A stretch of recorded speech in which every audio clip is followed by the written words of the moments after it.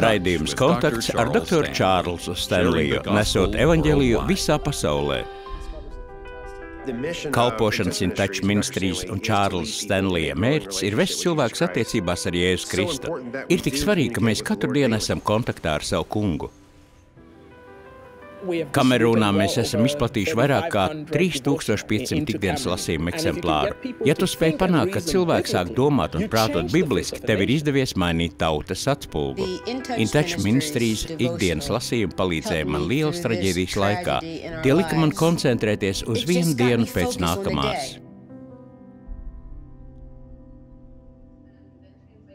In Touch ikdienas lasījumi ir mēneša žurnāls, ko angļu valodā izsūtām vairāk kā miljonus adresātiem, neskaitot spāņu valodā. Tajā atrodami lasījumi no Čārlza Stenlija svētrunām. Viens no galvenajiem iemesliem ir mūsu vajadzība pēc vadības. Mūsu misija ir vest cilvēkus pieaugušās attiecībās ar Jēzu Kristu. Šo žurnālu mēs katru mēnesi izsūtām bez maksas. Tie tiek izsūtīti pa visu Ameriku un Kanādu. Un te runa ir tikai par drukātajiem žurnāliem. Mums ir svarīgi rūpēties, lai šis žurnāls mūsu partneriem ir vienmēr pieejams. 24 tas tiek publicēts arī mūsu mājas lapā, un 5 no rīta izsūtām to pa pastu vairāk kā 170 000 adresātu. Esam darījuši to pieejamu dažādos veidos. Ir cilvēki, kuriem patīk to klausīties, citiem ir svarīgi to turēt rokās. Mēs gribam pārliecināties, ka tev tas ir pieejams tādā veidā, lai varētu atbalstīt tevi un tavas attiecības ar Kristu. Esmu ļoti pateicīgs, ka In Touch kalpošanā ir bijuši cilvēki, kas sacīja, labi, mēs nogādāsim šo materiālu pie tevis, izlietot to gudri. Tā ir liela privilēģija. Ikdienas lasījuma saturs tiek veidots Dieva vārdā, balstoties uz Kristus sekotāju vajadzībām. Tā pamatā tu esi Dieva radīts indivīds, cilvēks ar sirdi, kas ilgojas pēc tuvības ar viņu. Tas kungs deva man skaidru deksmu uzrunāt tos, kas vēl nepazīst Kristu. Organizācija, ko vada Hope Outreach International Ministry, vada ārstniecības klīniku. Ap 2003. gadu es pirmo reizi sastapos ar In Touch ikdienas lasījumiem. Tie bija lieliski. Tik pārpildīti ar praktisku dzīvi, vainošu un aizraujošu materiālu, ka es sāku prātot, kā mēs varētu pie tā tikt. Katru mēnesi uz manām mājām tiek piegādāta aptuveni 50 šie ikdienas lasījuma žurnāli. Pēdējo 5 gadu laikā tie ir jau ap 3000 eksemplāriem. Saņemam šos žurnālus, tālāk mums tie jānogādā tiem, kam kalpojam. Pēc tam tos izsūtam arī uz ārzemēm, lai visi varētu saņemt šo materiālu. Reakcija vienmēr ir nemainīga. Vai varam saņemt vēl? Tas tiešām iepriecina un motivē man strādāt pie šī materiāla izplatīšanas. Tas tik lieliski parāda, kā no turienes, kur esmu šobrīd, nonākt tur, kur man jābūt. Laiks, ko esmu veltījusi In Touch Ministries ikdienas lasījuma materiāliem, man ir bijis par svētību. Tas mani ir sagatavojis. Ja kāds klauvē pie tavām durvīm 2 naktī, tas nevar būt nekas labs. Vīrs mani pasauca un es nokāpu uz 1. stāvu. Izmeklētāji pastāstīja, kas bija noticis. Rikijs bija sašauts un miris. Pēc tam viss bija kā miglā. Mēs sākām raudāt. Ar tevi ir noticis tas, ko tu nekad pat nespēji iedomāties, un tu esi kļuvis par vienu no upuriem. Vai es viņam pateicu visu, ko vajadzēja pateikt? Vai viņš zināja, ka es viņu mīlu? Jā, tas viss izšaujas caur tavu prātu. Pasaule man sāka riepties, un es sāku pratināt Dievu. Kāpēc tā notika? Ziniet, es vienmēr lūdzu par Rikiju. Bet tad, kad šīs lūgšanas netika atbildētas tā, kā es būtu vēlējusies, es vienkārši vairs negribēju just. Es vairs neatceros, kad tieši paņēmu rokā šo ikdienas lasījumu žurnālu, bet tas noteikti man ir palīdzējis izturēt šo traģēdiju, jo katru dienu es varu iesākt kopā ar to kungu. Tas ir mans fokus. Es lasu šos lasījumus pavadu laiku vārdā un lūdzu, lai Kungs vada manu dzīvi, un tas man ir palīdzējis izturēt. Attiecībā uz InTouch ikdienas lasījumiem varu noteikti teikt, ka redzu milzīgu personīgo izaugsmu. Varbūt tev šķiet, ka tava pasaule nu pat ir apstājusies, tomēr Dievs tev dos citu mērķi. Man tā ir bijusi milzīga svētība. Nekustīgi priekšmeti paliek nekustīgi. Tāpat tas ir garīgajā dzīvē. Lai mēs varētu strādāt pie šī žurnāla, mēs nepārtraukti atjaunojam un papildinām tā saturu. Nav svarīgi, kādā dzīves posmā tu šobrīd esi. Dieva vārds joprojām ir aktuāls un ikdienas lasījuma žurnāls tev sniedz atbildes. Atbildes, kas sasaucas ar tavu šī brīža situāciju. Cilvēkiem tas patīk. Tas man ļauj koncentrēties uz šo vienu dienu. Dievs mainīja manu raksturu, jo es sāku pielietot Dieva vārdu savā ikdienā. Vispirms es izlasu un tad rīkojos. Tieši tādā veidā šis žurnāls man palīdzēja.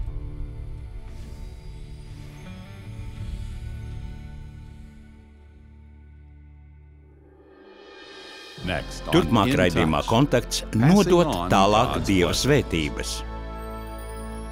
Šajā ekonomiskajā situācijā ir viegli kļūt sautīgam un egoistiskam. Iemesls ir, ka vienmēr kādos dzīves posmos mums ir vajadzības, tāpat mums ir arī pienākumi un atbildība. Jautājums, kā mums, kā Jēzus sekotājiem, vajadzētu reaģēt? Bet kā bija Jēzus laikā? Ko viņš teica? Ko viņš darīja? Kā viņš rīkojās, uz ko viņš aicināja, kā viņš lika izturēties vienam pret otru. To visu atrodam Dieva vārdā.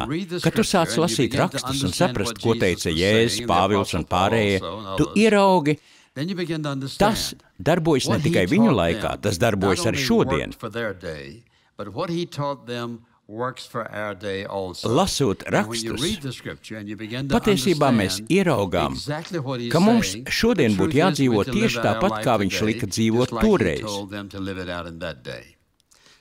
Tāpēc šodien es gribētu runāt par vienu no dzīves principiem. Dievs svētī mūs, lai mēs varētu būt par svētību citiem. Iemesls viņa svētībām ir, lai mēs būtu par svētību citiem. Divas īsas raksturvietas. Vēstulē Efeziešiem 4. nodaļā Pāvils runā par kristīgu dzīvi, kā mums būtu jādzīvo un no kā savā dzīvē izvairīties. 25. pantā viņš raksta: Tāpēc atmetiet melus un runājiet patiesību ik viens ar savu tuvāko, jo mēs savā starpā esam locekļi. Runa ir par draudzi. Dusmās neapgrēkojieties, lai saule nenoriet jums dusmojoties, un nedodiet vietu velnam, kas zadzis, lai vairs nezog, bet lai labāk cenšas sev sagādāt godīgu iztiku.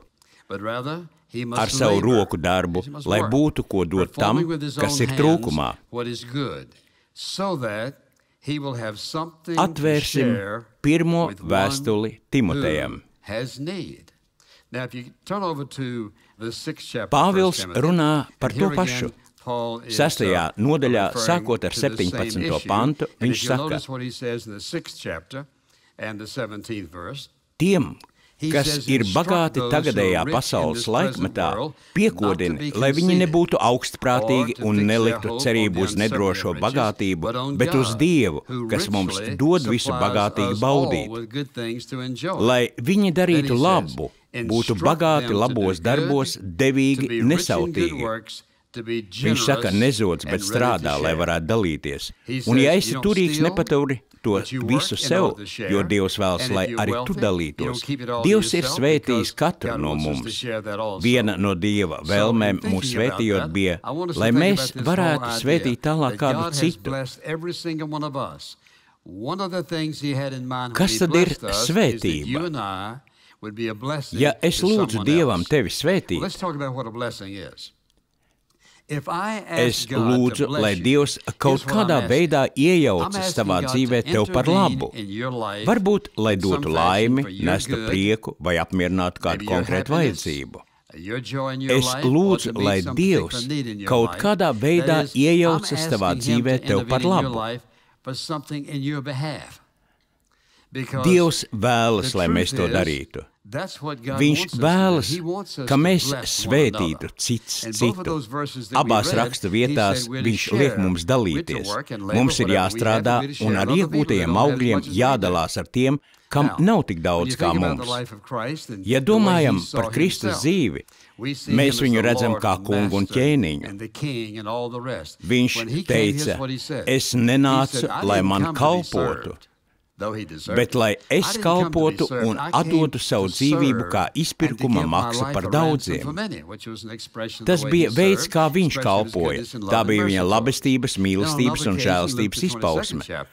Lūkas evaņģēlija 22. nodaļā lasām: Es esmu jūsu vidū, kā tāds, kas kalpo.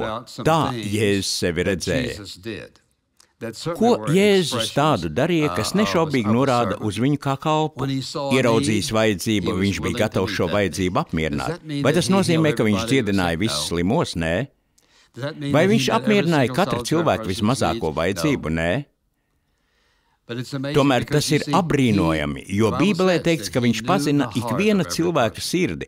Un, ja paskatāmies uz viņa dzīvi, tad redzam, ka tā ir sevis atdošana, dalīšanās un došana 3 gadu garumā. Es gribu, lai jūs ieklausītos, ko viņš saka Dieva vārdā, jo tas attiecas uz ikvienu no mums. Sāksim ar to, ka viņš mūs ir izglābis. Viņš izglāba mūs no mūsu grēkiem.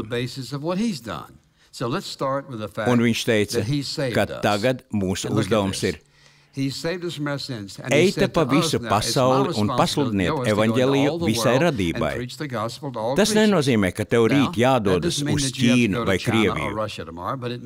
Tas nozīmē, tev un arī man ir uzdevums stāstīt evaņģēliju patiesību tur, kur tu šobrīd dzīvo, tiem cilvēkiem, kuri šobrīd ir ap tevi.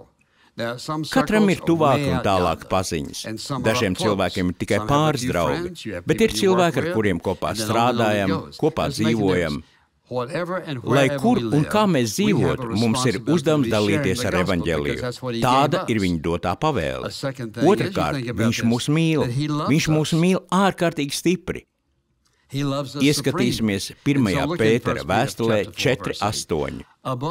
Par visām lietām, lai jums būtu sirsnīga mīlestība citam pret citu, jo mīlestība apklāj grēku daudzumu. Esi dedzīgs savā mīlestībā. Ne tikai kā tev iet, tu man patīc. Dedzīga mīlestība sevi izpauž. Ne tikai vārdos, bet arī darbos.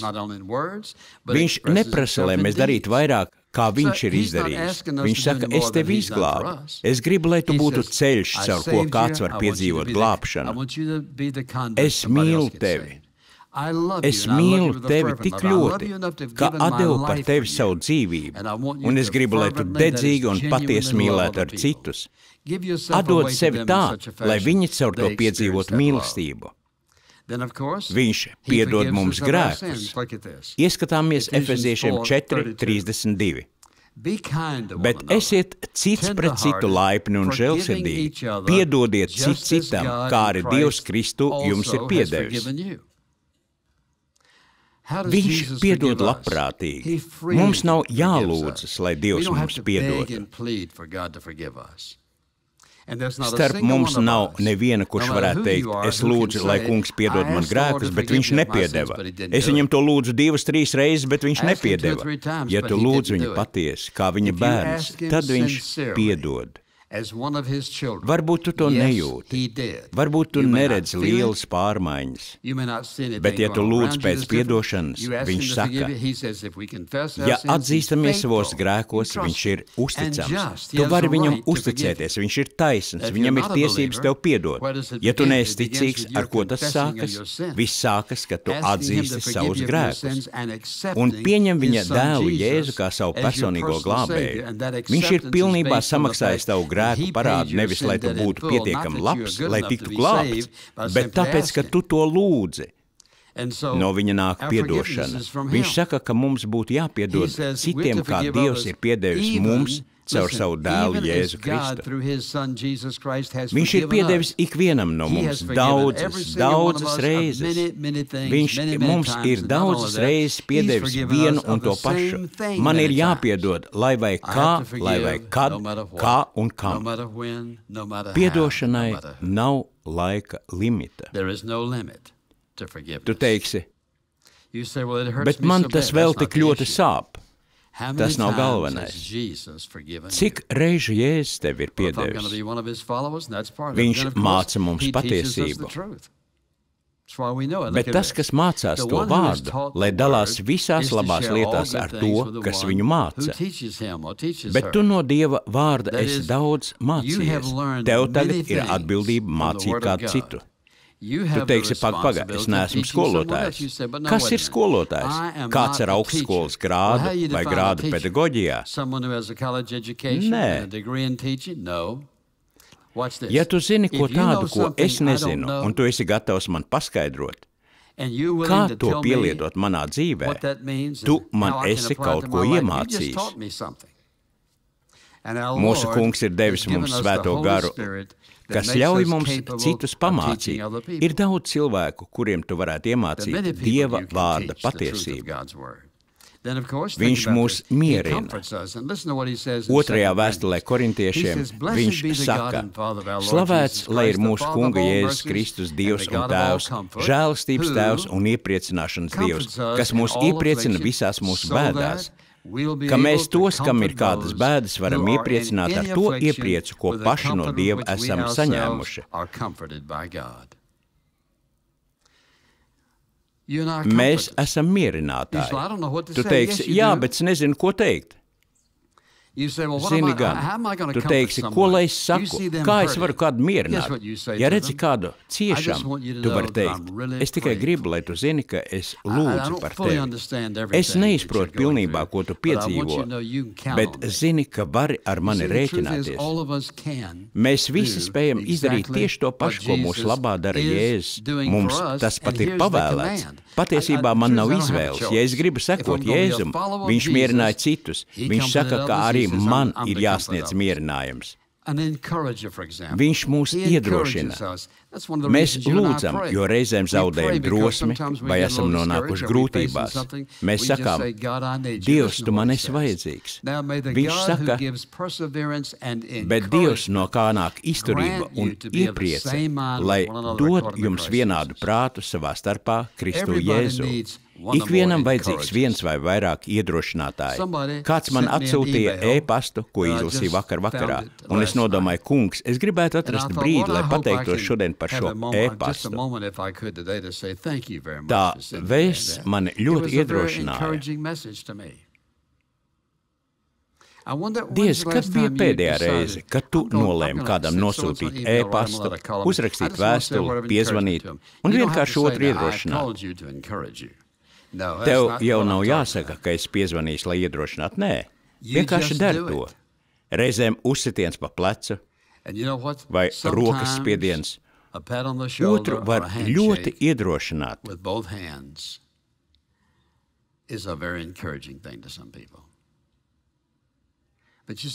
Bet, ja es vienmēr domāju par sevi un neesmu uzmanīgs, tad pazaudēšu daudzas brīnišķīgas iespējas būt par iedrošinātāju. Viņš mūs ir pieņēmis, un paldies Dievam par to. Viņš mūs ir pieņēmis. Pieņemiet citu, kā arī Kristus mūs ir pieņēmis Dievam par godu. Ja es kādu pieņemu, tas nozīmē, ka es otru atzīstu tādu, kāds viņš ir. Man var nepatikt tas, ko otrs dara. Man var nepatikt, kā otrs rīkojas. Bet es varu otru pieņemt kā cilvēku, iespējams, kā cilvēku vajadzībās. Iespējams, ka otrs ir sautīgs, iespējams, ka viņš ir alkatīgs, varbūt arī pilns prieka un laimes. Atcerieties vienu. Dievs caur savu dēlu Jēzu Kristu ir pieņēmis ikvienu no mums, un tam nav nekāda sakara ar to, ka mēs to būtu pelnījuši. Viņš vienkārši tāds ir. Viņš mūs mīl. Viņš ir bijis ar mums ļoti pacietīgs. Vēstulē Efesiešiem visā pazemībā, lēnībā un pacietībā, cits citu panesdam mīlestībā. Pacietība citam pret citu. Ikvienam vecākam nākas būt pacietīgam. Pacietība saka, es varu pagaidīt. Kamēr tu to iemācīsies, es varu pagaidīt, kamēr tu piedos, es varu pagaidīt, kamēr tu mainīsies, es varu pagaidīt, kamēr tu samaksās. Dievs ir bijis pacietīgs ar ikvienu no mums, un mums nākas būt pacietīgiem citam ar citu. Tad, protams, laipnība. Bet esiet cits pret citu laipni un žēlsirdīgi, piedodiet citam. Laipnība saka, ka es domāju par tevi. Paust laipnību tiem, kas to negaida, bet kuriem tā ir vajadzīga. Tā var dot prieku, laimi, jebko. Kad tu pēdējo reizi nolēmi, es tagad izdarīšu viņam vai viņai ko labu, parādīšu, ka viņa man tiešām rūp. Nekad tu to darītu, lai kaut ko iegūtu. Mēs nerunājam par saņemšanu, bet gan par došanu. Tad arī doma par citam cita pamudināšanu. Izlasīsim šo pantu no vēstules Ebrejiem 10:24 un vērosim citu, lai paskubinātu uz mīlestību un labiem darbiem. Pamudināt nozīmē stimulēt, motivēt. Kā mēs otru varam motivēt? Tu gribi motivēt savus bērnus paklausīt, tu gribi viņus motivēt parādīt mīlestību, tu gribi viņus motivēt būt laipniem, bet kā ar mums pašiem un kā vienam ar otru pamudināšanu, mēs redzam negatīvus komentārus, nemitīgu kritiku citam par citu. Kādi cilvēki jau ir piedzimuši negatīvismā, tā vien šķiet, ka viņi nevar pateikt neko pozitīvu. Bet kas tevi motivē? Kas tevi pamudina? Ne jau kritika, laipnība, pieņemoši vārdi, komplimenti, kas izteikti īstajā laikā un vietā. Redzot otrā cilvēkā kādu labu īpašību un to uzteicot, mēs otru stimulējam darīt vēl labāk. Tieši tāpēc jūs tik bieži dzirdat mani sakām, izskaties, cik labi vien vari, dari labāko, ko vari. Es gribu pamudināt pacelties augstāk, nepalikt viduvējībā. Ja tu esi Jēzus Kristus pārstāvis, pamudiniet citu, darbojieties otra dzīvē tā un runā tā, lai viņi gribētu tiekties pēc izcilības. Viņš dalās ar mums. Tas ir pats pirmais pants no vēstules Efeziešiem 4. nodaļas. 28. pantā mēs lasām, kas zādzis, lai vairs nezog, tajos laikos ļoti daudz vergu zaga, bet lai labāk cenšas sev sagādāt godīgu iztiku ar savu roku darbu, lai būtu ko dot tam, kas ir trūkumā. Tagad es gribu uzdot jautājumu. Skatoties uz savu dzīvi, vai tu teiktu, ka esi devējs vai ņēmējs? Vai lielāko daļu laika tu pavadi domājot par to, ko es varētu dot? Kā es varētu dalīties?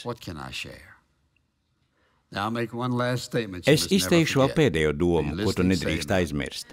Sakiet āmen. Kad tu stāvēsi tā kunga priekšā un dosies uz debesīm, tu netiksi atalgots par to, ko esi dabūjis. Tu tiksi atalgots vienīgi par to, ko būsi devis. Es gribu tev šajā brīdī dot iespēju mainīt savas dzīves virzienu, mainīt savu likteni un dzīves stāvokli.